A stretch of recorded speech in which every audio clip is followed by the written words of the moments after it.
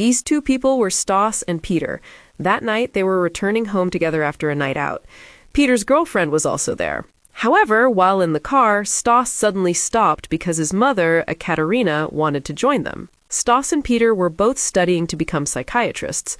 Their personalities were very different. Stas was known for being diligent and easygoing.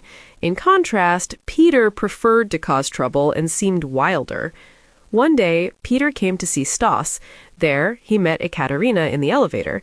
Unfortunately, due to their advanced age, the elevator they were riding in suddenly stopped midway. This naturally panicked Ekaterina, but fortunately, Peter was there to calm her down. Strangely, they ended up making out there. After everything was over, the elevator finally worked again, and they parted ways. During their studies, Stas and Peter didn't just study theory, they also undertook various practical visits to apply their knowledge directly. Since the incident in the elevator, Ekaterina has been thinking about Peter. It seems she wants to experience the same thing again, especially since her relationship with her husband is not going well. A few days later, Peter meets Ekaterina while she's working as a tour guide. There, he invites her to rekindle their romance like they used to. However, Ekaterina can't do that now, as she has to attend an archery competition where Stas is participating. There, Peter slips a piece of paper containing a message for Ekaterina. Ekaterina reads the note while using the restroom. Unfortunately, Ekaterina leaves the note in the restroom. Someone else finds the note and gives it to him. However, Ekaterina lies that it isn't hers. At the same time, Stas sees the note and is convinced it resembles Peter's. The note lists a location for Ekaterina to visit. Suspicious, Stas secretly followed Ekaterina and watched her enter a building. From a distance, Stas watched the building, and soon he was shocked by a heartbreaking sight. He saw Ekaterina making out with Peter. From then on, Stas was truly disappointed in his mother and his best friend.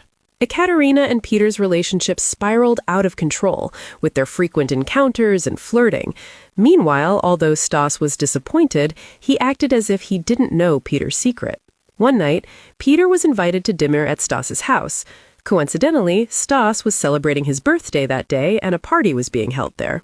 Stas tried to hide his annoyance, but it was clear that he was deeply upset by what had happened. Stas was furious because Ekaterina chose to be intimate with Peter. Why didn't Ekaterina choose to be intimate with him? It was then revealed that Stas was Ekaterina's stepson. His mother had died long ago, and Stas's father had remarried to Ekaterina. Sometime later, the final exams were over. Both Stas and Peter had completed them successfully. One day, they went out together. On that occasion, Stas congratulated Peter, but also poured his heart out. He questioned why Peter would do all this to his family. At first, Peter remained silent and refused to answer Stas's questions, but eventually, Peter confessed that he loved Ekaterina. Frustrated, Stas stopped his car at the edge of the forest, and a fight ensued. Overwhelmed with emotion, Stas took out his bow and killed Peter.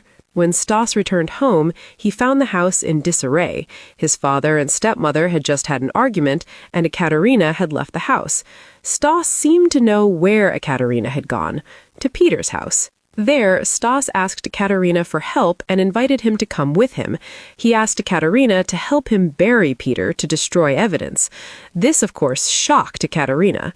When asked what really happened, Stas didn't want to explain much. He simply said there had been a fight between him and Peter. Finally, Ekaterina helps Stas bury Peter in the forest. And finally, the film ends.